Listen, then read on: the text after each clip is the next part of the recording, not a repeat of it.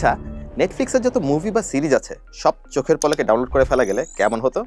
অথবা আপনি 4K রেজলিউশনের video দেখছেন কিন্তু কোনো বাফারিং হচ্ছে না, বা হাজার হাজার গিগাবাইটের ফাইল নামিয়ে ফেলছেন একদম চট করে। মনে হচ্ছে কোনো সাইফাই মুভির কথা বলছি, তাই না? ইন্টারনেটের এমন স্পিড তো আসলে কল্পনাতেই সম্ভব। কিন্তু জাপানের বিজ্ঞানীরা এই অসাধ্য সাধনটা করেই ফেলেছেন।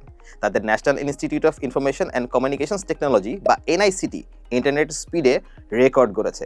আর এই স্পিড বাংলাদেশের ইন্টারনেটের গড় স্পিড থেকে প্রায় ৪৪ লক্ষ গুণেরও বেশি।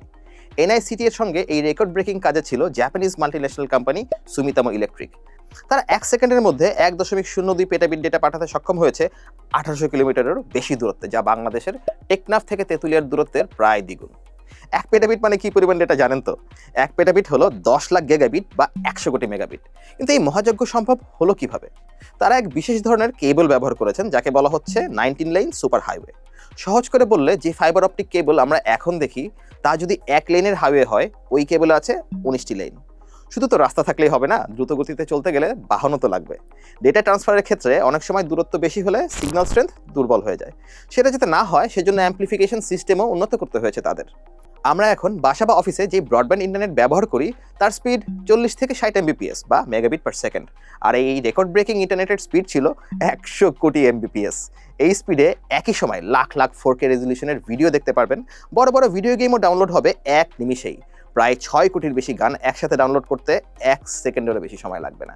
আর এত গান টানা শুনতে আপনাকে বেঁচে থাকতে হবে প্রায় ৫০০ বছরেরও বেশি সময়।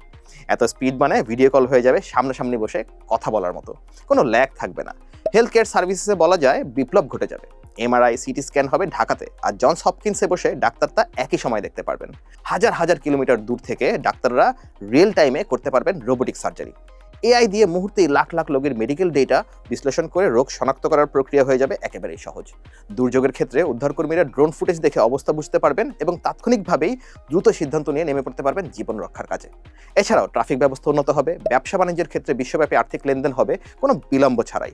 এ তো শুধু কয়েকটা দিক, আরও কত কি সুবিধা মানুষ পাবে এত স্পিডের ইন্টারনেটের দ্বারা, তা তো শুধু সময়ই বলতে পারে। এক সময় যা কল্পনা ছিল তা যেহেতু এখন সম্ভাবনার দ্বারে করা নাড়ছে, আমরা আশা করতেই পারি সে সময় হয়তো বেশি দূরে নেই।